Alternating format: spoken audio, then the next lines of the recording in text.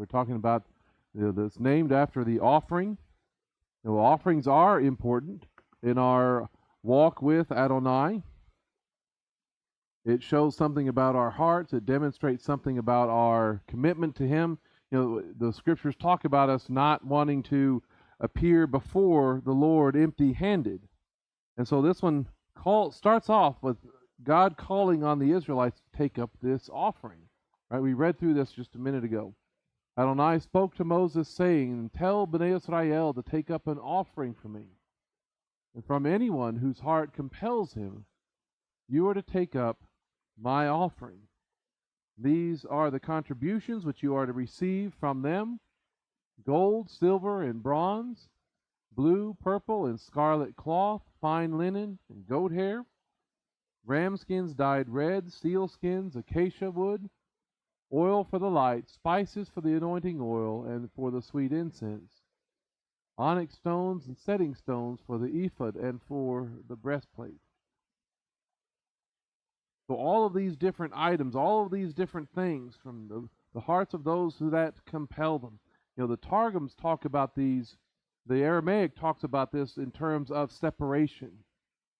It's not just taking up an offering, but it's separating out, separating apart from what God has given you. Because when Moses was up on the mountain receiving these instructions, and he didn't just come down from the mountain and immediately everybody just kind of throw all their stuff at him.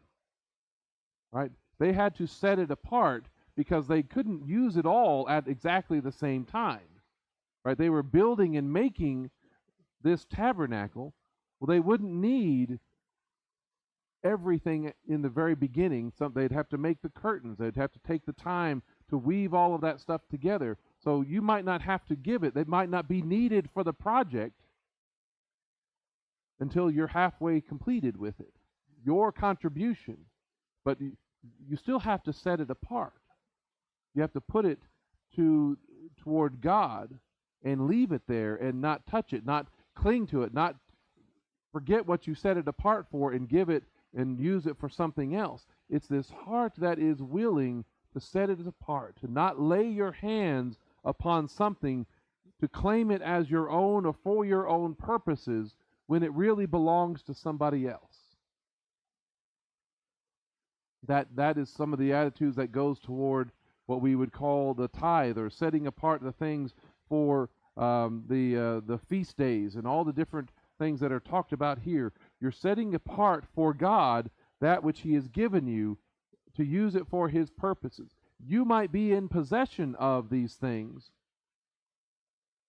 but when you set it apart, it's recognizing this really does belong to somebody else and for somebody else's purposes. I am a steward, I'm a caretaker, and the owner or the project can come and claim it at any time, and it needs to be ready to go when he does. You think about what happened to Achan after the battle of Jericho in Joshua chapter 6. Y'all remember that, where they walk around Jericho the 7 times and the walls collapse? When they went into the city, everything was supposed to be under what was called the ban of destruction. It was all to be set apart, separated as belonging to Adonai. But if you remember, Achan took some of those banned things. He laid his hands on some of those things. Some when you read it in the scriptures in Joshua, it's some clothing, some gold, some silver. All the things that he took are the kind of things that were mentioned here. And he laid his hands on those things that were separated to the Lord, and he kept them for himself. And if you remember, that caused all sorts of trouble for him, didn't it? And it wasn't just for him. It caused trouble for all Israel. They were defeated at Ai, the very next skirmish, the very next city, which really was insignificant and compared to Jericho. But God's glory, His presence, did not go with them into battle because Achan's heart was not willing to let go of that which belonged to God. And the whole nation was defeated because Achan tried to keep what was separated unto him. His heart was not willing to keep it for the Lord. And so all of these items listed, all this gold, silver, bronze, cloth, and linen, they had all that stuff. These were these slaves coming out of Egypt. They had all of these spoils from Egypt that they took, that they were given on their way out. And usually when people come who aren't used to having money, or who aren't used to having wealth, or things like that, when all of a sudden they're just kind of, when they win the lottery or something, and they're all of a sudden they're just inundated with all sorts of wealth, what usually happens? What's that? They spend it all quickly, or their lives kind of deteriorate because they don't know how to deal with, how to handle all of that abundance that suddenly come into their possession. And here they were given an abundance. It was in their hands because God had provided it for them. But I don't think he gave them the spoils of Egypt so they could all take, year-round cruises and buy property in Hawaii and the Bahamas and go on vacation for the rest of their lives, right? Is that why he gave them all that stuff? So they could live a life of extravagance? No. He didn't give it to them for that. He gave it to them for the tabernacle. Egypt, the wealth of Egypt, the best of the nations is going to be used to build God's tabernacle. And that principle really hasn't changed for us. We need to understand the same thing is true for us. That everything that we have, he has provided for us. And it's out of his provision, it's out of what he gives to us, that he asks us to set some things aside for his kingdom and for his purposes. Their giving had a purpose, and we have to realize that ours does as well. He goes on, when he's talking about these onyx stones, these setting stones for the ephod and for the breastplate, he says, have them make a sanctuary for me, so that I may dwell among them. That's the purpose. That's why they were given all of that stuff coming out of Egypt. And that's just a picture, a representation of it. This place, this sanctuary, this mikdash, this holy place where he can dwell among them, where his presence can be there with them. And without this special place, this separated place, his presence wasn't going to be with them. This is a place for his glory. It's a place for his name. That's how the Aramaic, the Targums talk about it. They shall make a sanctuary to my name, that my Shekinah, my glory, may dwell among them. My presence may dwell among them. Again, this has always been the heart of God, that he may dwell with and among his people. This has been his desire all the way from the garden. He wants to place his name within us. He wants his glory to be within us. He wants to be in their heart, the center of who they are. He wants to be tabernacling alongside them. That restored closeness, that restored relationship, like was there in the garden when he could step out in the cool of the day and walk with them. That's what he wants our relationship to be. And what they give, what they offer and separate unto him, helps make that happen. Their offering builds the house, builds the mikdash, builds the tabernacle. And again, each of us are still making offerings with a similar purpose in all that we do. Romans chapter 12 puts it like this. He says, I urge you, therefore, brothers and sisters, by the mercies of God, to present your bodies as a living sacrifice, holy, acceptable to God, which is your spiritual service. Separate yourself. Designate your body, your life, as a living sacrifice to make an offering to God. Separate yourself unto Him for His purposes, for His glory, for His name, for His presence to dwell. You should still be doing this today. And as you are set apart from Him, in one of those passages that we read every week, it says, in Him, the whole building being fitted together is growing into a holy temple for the Lord. In Him, you also are being built together into God's dwelling place in the Ruach. Now, a Jewish person who is familiar with the Torah, what are they going to connect that to? That phrasing of the building being fitted and knit together to God's dwelling place. They're going to connect it back to this Torah portion. They're going to connect it back to all of the curtains and the clasps and all of the loops and all the things that they use to build this tabernacle. And so you and I are being pieced together, fitted together, built together to be God's dwelling place, just like the sheets and the curtains, the clasps and the panels and all of those things that are listed there that we look at, and it's like, and we might be inclined to fall asleep when you're reading through that long list of things. But that's supposed to be what it's like. And just as all of those separate pieces come together into the tabernacle, right, so that the tabernacle might be what? They might be echad. The tabernacle is supposed to be one. And how did Yeshua pray for us? That we might be one, just as He and the Father are one.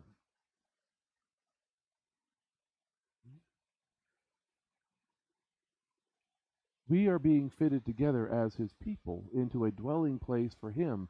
Peter puts it like this in chapter 2.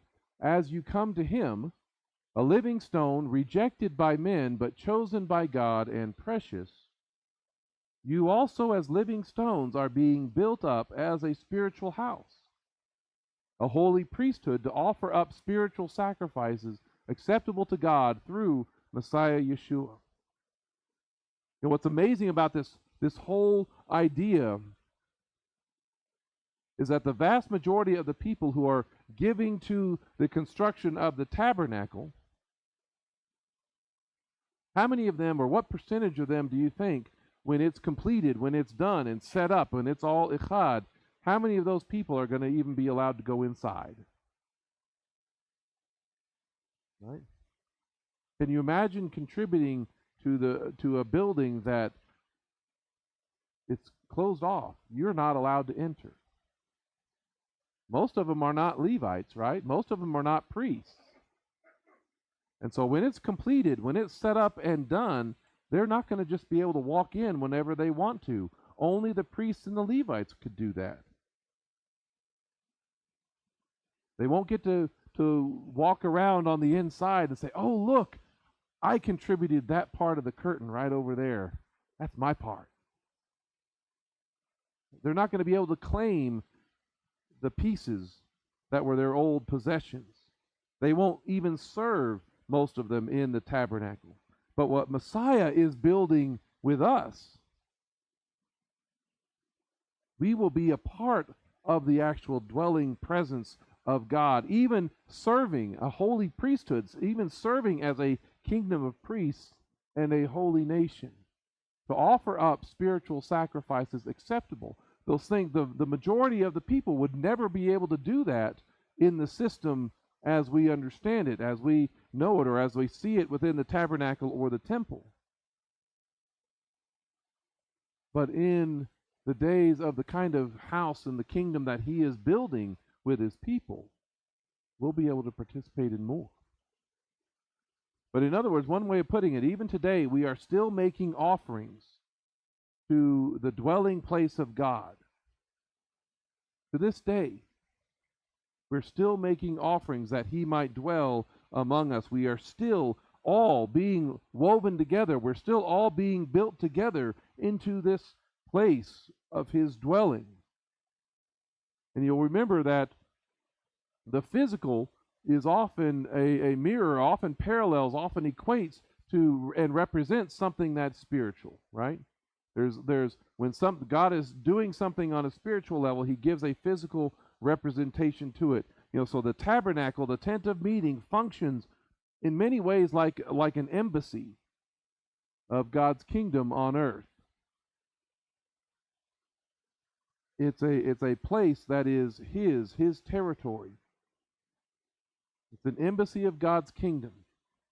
And just like there is a throne room in heaven, the tabernacle represents a throne room on earth with and that's the thing about the throne room. The thing about the room where the king is, the access to the king is restricted. There are barriers set up so that no one can just walk into an audience with the king. And when you go in before the king, you have to follow certain protocols, right? You can't just waltz in and do whatever you want, say whatever you want to the king, right? Didn't we kind of get a glimpse of what that might be like a little bit yesterday in the news? And that's just the president. That's not the king.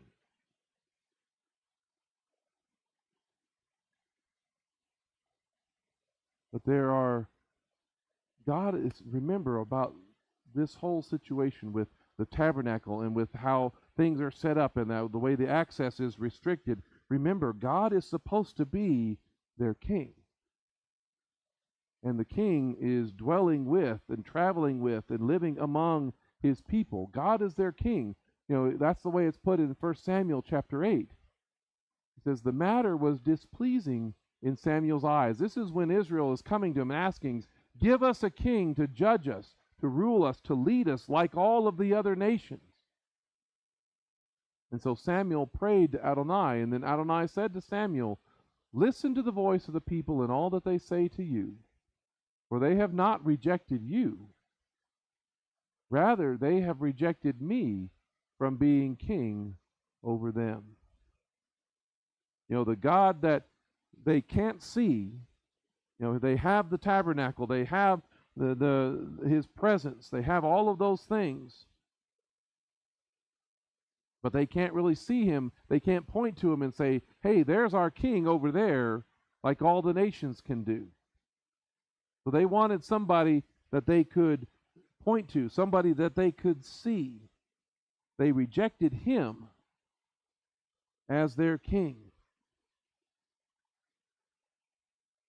The king who had this tabernacle, the king who had this palace or this throne room that had even an ark, which was a representative of his throne, right? They were to make an ark of acacia wood, 2.5 cubits in length, 1.5 cubits wide, and 1.5 cubits high. You were to overlay it with pure gold inside and out, and make a crown of gold around it. Of course, y'all have seen various depictions and pictures of it. George, I tried to find one the way you talked about it, with on the short end, but the wings, they still didn't quite get right on that one. But that's at least a little bit closer when you're talking about a litter or a chair that the king would be elevated on, and they could carry the king, and he's facing forward, wherever it goes. We talked about that a bit last night. But the ark is where, is his throne, where he sits. Right, and what were they supposed to put inside the ark? The tablets, the tablets of stone, the commandments, right? His word. What do we have in this ark? We have his Torah, right? That's where that idea comes from. But his ark, his throne, is where he sits, and both it and the temple represents essentially what functions like God's court, where his subjects come before him and he hears their cases. He passes judgment, right? This is how he talks about it in Exodus 25. Then you are to make an atonement cover, a mercy seat of pure gold, 2.5 cubits long, 1 cubit and a half wide. Also make 2 cherubim of gold from hammered work. At the 2 ends of the atonement cover, make 1 cherub at one end, 1 cherub at the other end. One piece with the atonement cover, you are to make the cherubim at its 2 ends. The cherubim are to spread out their wings above, shielding the atonement cover with their wings, each facing its companion. The faces of the cherubim are to be turned toward the atonement cover. And you are to put the atonement cover, the mercy seat, on top of the ark. And inside the ark you will put the testimony that I will give you. And then he says this very important part. He says, I will meet with you there. I will speak with you from above the mercy seat, from above the atonement cover, from between the 2 cherubim that are on the ark of the testimony. So that's where he'll be speaking from, is from above the atonement cover, about all that I will command you for Bnei Israel. So this is his throne. This is where the king sits, where he has an audience with his people. The ark, the atonement cover between the cherubim. Right? It's a beautiful picture. But it's also what's here on earth is just representative of what's going on in the heavens, right? You remember Isaiah chapter 6? How he described the situation up there? He says, in the year of King Uzziah's death, I saw Adonai sitting on a throne high and lifted up. The train of his robe filled the temple. And seraphim were standing above him. Each had 6 wings. With 2 he covered his face. With 2 he covered his feet. With 2 he flew. And one called out to another and said, Holy, holy, holy is Adonai Tzabaoth. The whole earth is full of his glory. And then the posts of the door trembled at the voice of those who called, and the house was filled with smoke. Now this is a beautiful, beautiful picture of the throne of God, and that connection that is here, that resemblance that is here down on earth in the tabernacle, in the ark, in the temple itself. Now Ezekiel records a similar picture of the heavenly throne.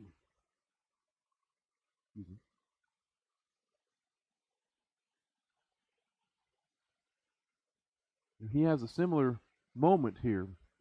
What adds to it, what makes it interesting, is the description of the one that's seated on the throne. When you look at Ezekiel chapter 1, he says, above the expanse over their heads was something like a throne, resembling a sapphire stone, and the shape of the throne was above the shape of the throne was a figure of human appearance. That interesting. From what appeared as his waist upward, I saw glowing metal, looking like a fire encased in flame. From what was like his waist down, I saw the appearance of fire radiating around him. Like the appearance of the rainbow in the cloud on a rainy day, so was the appearance of the radiance. It was the appearance of the likeness of the glory of Adonai. I saw it, fell upon my face, and heard the voice of the one who was speaking. That's right in line with what Isaiah was experiencing in many respects. This is Adonai's throne. And he sees this figure, this one that has a shape, an appearance, a silhouette, whatever, of a human appearance above the throne, above what would be equivalent to the mercy seat, the atonement cover. So that's what's interesting about the Targums, the Aramaic here. The Aramaic says that the one established or sitting on that throne gives it an identity. When you look at Exodus 25:21, it says, "Thou shalt put the mercy seat above or upon the ark, and within the ark thou shalt lay the tables of the testament that I will give thee," right? "And I will appoint my word with thee there." I will appoint my word, and will speak with thee from above the mercy seat, between the two cherubia that are above the ark of testament, concerning all that I may command thee for the sons of Israel. The word, the Memra, is appointed. The word is the one who is established. The word is the one who is fixed there above the mercy seat. He is enthroned there above the mercy seat. The word, the Memra, which we read about in John 1, and in the beginning was the Word was with God, the Word was God, the Word, the Messiah, the one that became flesh and did what? Didn't he not tabernacle or dwell among us? He is positioned there, he is appointed there, established there, enthroned there on the mercy seat. The Word, the Messiah, that exists in the form of God, right? But didn't cling to that nature, but who would empty himself, humble himself. It says in Philippians, "Have this attitude in yourselves, which also was in Messiah Yeshua, who, though existing in the form of God, did not consider being equal to God a thing to be grasped or something to be held on to. He already possessed it, but he was setting it apart, designating it for his purposes. But he emptied himself, taking on the form of a slave that we talked about last week, the doulos, the servant, becoming the likeness of men, being found in appearance as a man." There's some language there that crosses over to what we've been reading about. It says he humbled himself, becoming obedient to the point of death, even death on a cross. And for this reason, God highly exalted him and gave him the name that is above every name, that at the name of Yeshua every knee should bow, in heaven and on earth and under the earth. You're only supposed to bow to the King, right? Every tongue profess that Yeshua the Messiah is Lord, to the glory of God the Father. He was found in appearance as a man. You'll see this kind of language to a Jewish audience takes them to places in the Tanakh, in the Old Testament, that we don't normally think to go. Things like the throne, things like passages out of Ezekiel, things like this, the ark, the mercy seat, the throne. You'll see that kind of language again when we go to Daniel in just a minute.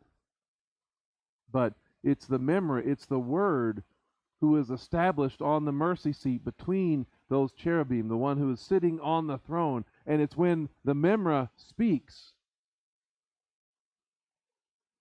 he has the tablets of the testimony, he has the Torah with justice as the foundation of his throne. We talked about that a bit last night.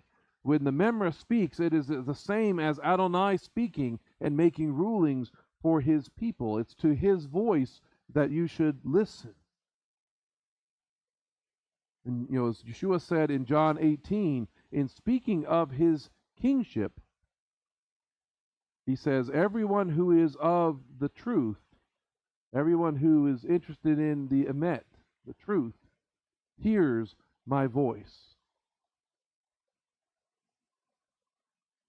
And the Memra humbled himself and descends, comes down from the heavens to sit upon the throne that's here on the earth.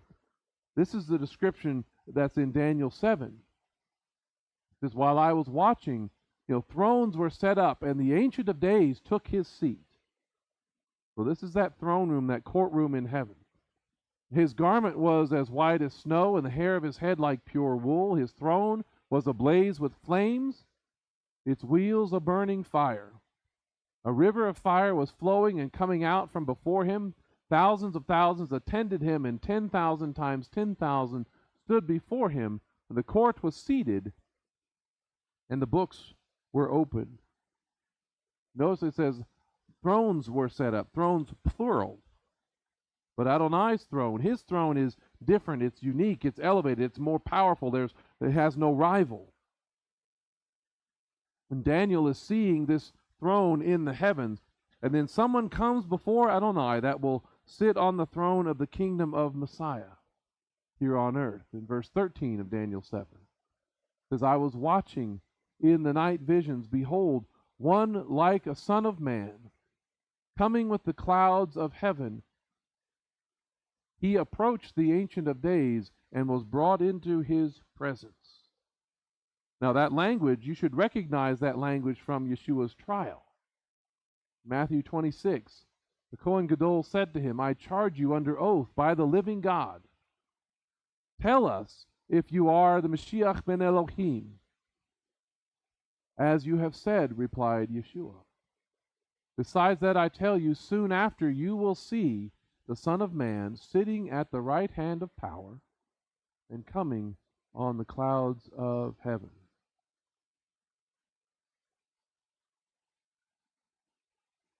And they heard that, and they responded, okay, cool, we're fine with that. Right? They completely just accepted that right off the bat. No. They freaked out. They tore their robes. They accused him of blasphemy on the spot. Right? Because they connected the dots between what Yeshua just said right there to that passage from Daniel chapter 7. But Daniel 7 goes on when he talks about the coming on the clouds of heaven. He's approaching the Ancient of Days, brought into his presence basically to receive the appointment that he has for him.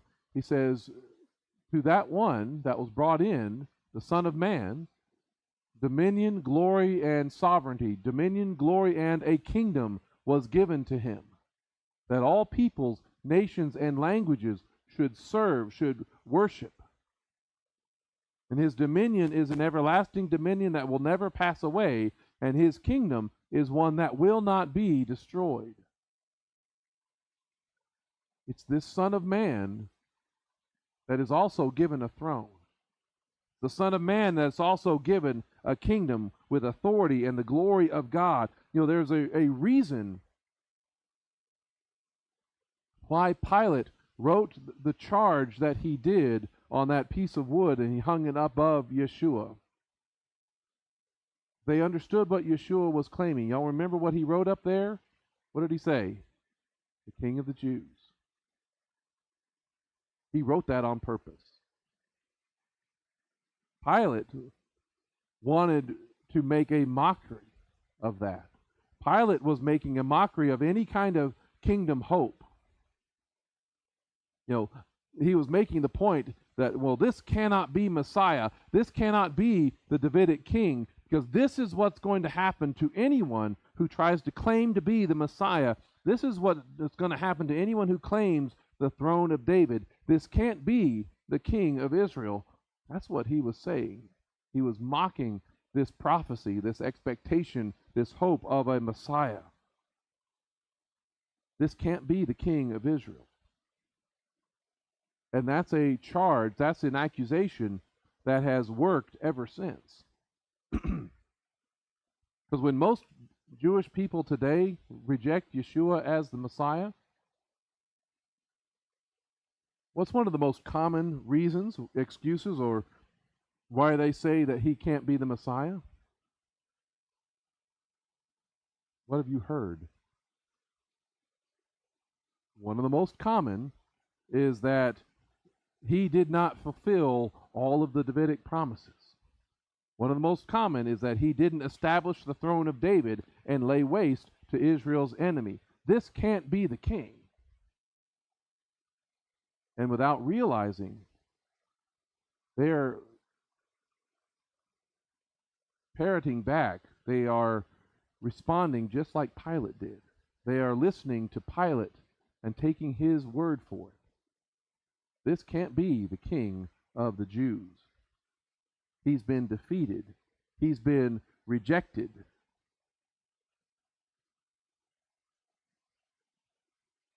Where is his dominion? Where is his glory? Where is this everlasting kingdom? Where are all peoples, nations, and languages serving him? Right?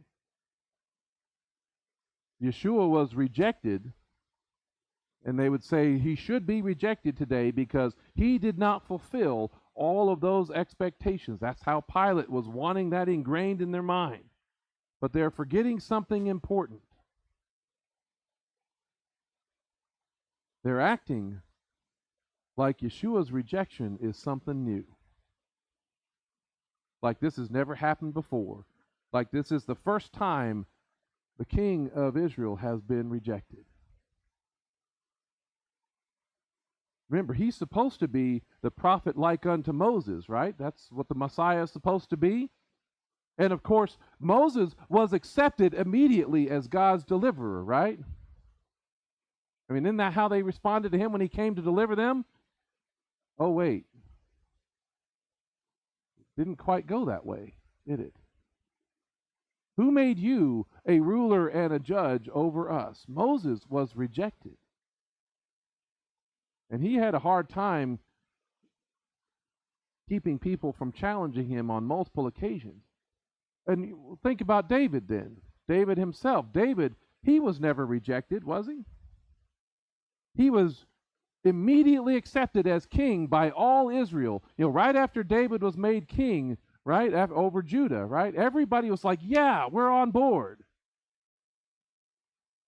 There was no 7 years of war with the house of Saul and the northern tribes. Right? Oh, wait. There kind of was. Right? 2 Samuel chapter 4. The men of Judah came and there anointed David king over the house of Judah. Right? But it's not until later. The northern tribes rejected David. Y'all sensing a pattern? They rejected David and appointed Saul's son Ishbosheth as king. It wasn't until chapter 5 that the northern tribes finally accepted him. A 7-year period. All the elders of Israel came to the king at Hebron, and King David cut a covenant with them at Hebron before Adonai, and then they anointed David king over Israel. And David was 30 years old when he began to reign, and he reigned 40 years. In Hebron, he reigned over Judah for 7 years and 6 months, and in Jerusalem, he reigned 33 years over all of Israel and Judah. So there is a pattern of rejection. And when Moses was rejected, did that negate his calling or the reality of his position as the deliverer of Israel? Did that negate, well, they rejected him, so he must not be the one? Is that how it worked? Or David, when he was rejected by the northern tribes for 7 years, did that nullify God's anointing him as king? No. None of that changed who they were. The fact that they were rejected did not change who they were. God's servants, God's prophets, there is a long track record of being rejected. Stephen goes through that in the book of Acts. But just because they were rejected, that does not negate their status. It does not negate the position that God has assigned to them. And if that's not enough, we've already looked at a passage that shows that Adonai already knows exactly what it's like to be rejected as king. Remember this one? We've already gone over this one. They have not rejected you. Rather, they have rejected me from being king over them. Yeshua being rejected is not the first time God has been rejected as king. Being rejected is not should be a mark in Yeshua's favor. If you're going to follow the pattern, right? They've rejected his prophets. They've rejected his servants. They've rejected his king. They've rejected the deliverer of Moses. So the fact that Yeshua is rejected says, well, he must be the guy then.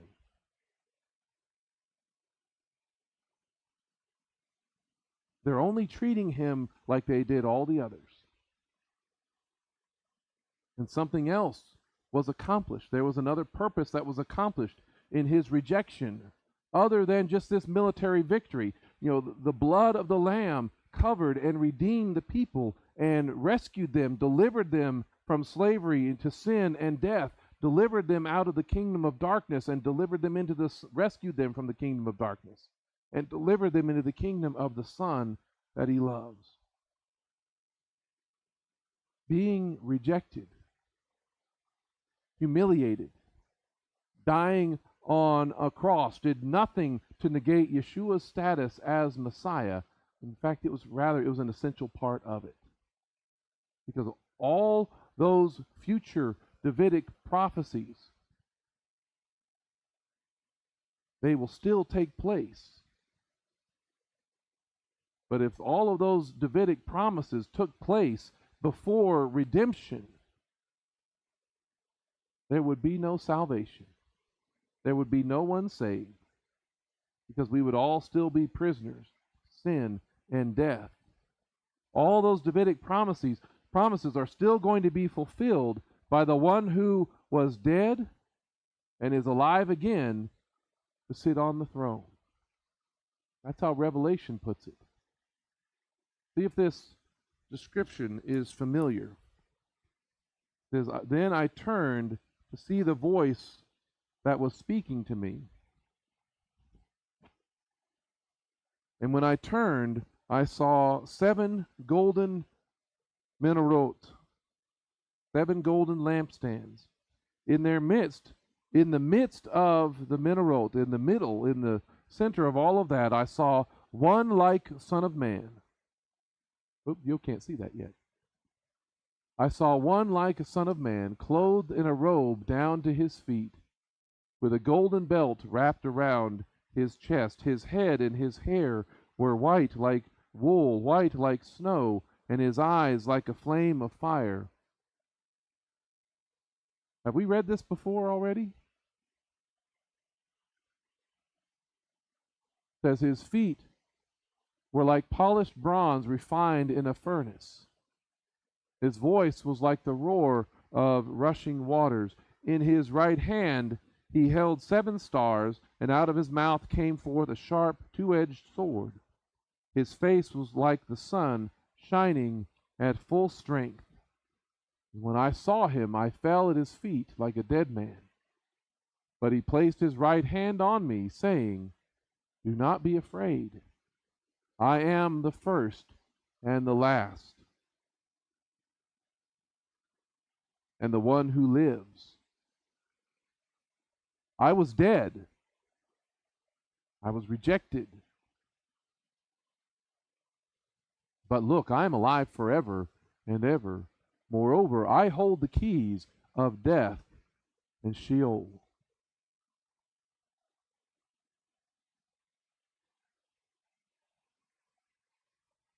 The fact that Yeshua was crucified and died does not negate who he is.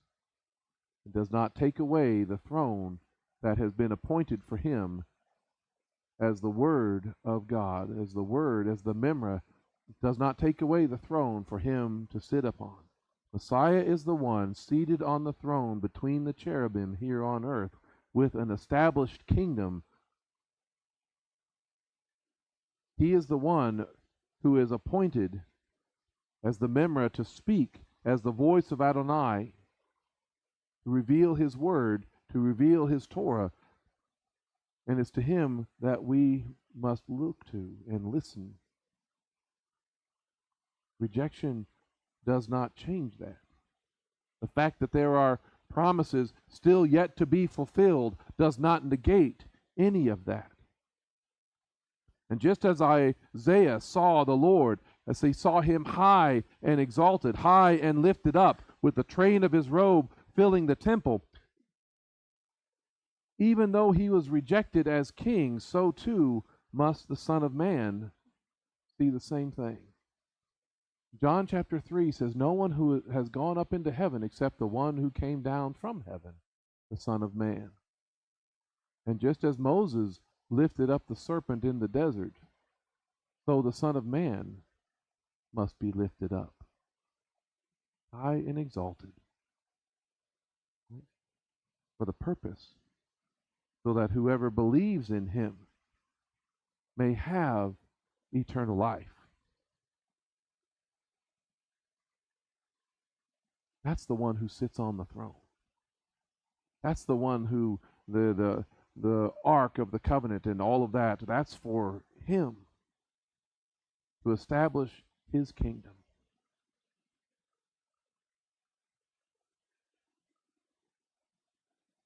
And we are waiting for that day. How does the Amidah that we talk about every week, he says, speedily cause the offspring of your servant David to flourish, and let him be exalted, let him be lifted up, exalted to his rightful throne by your saving power. For we wait all day long for your Yeshua, your salvation. And it's blessed are you, Adonai, who causes salvation, who causes eternal life flourish.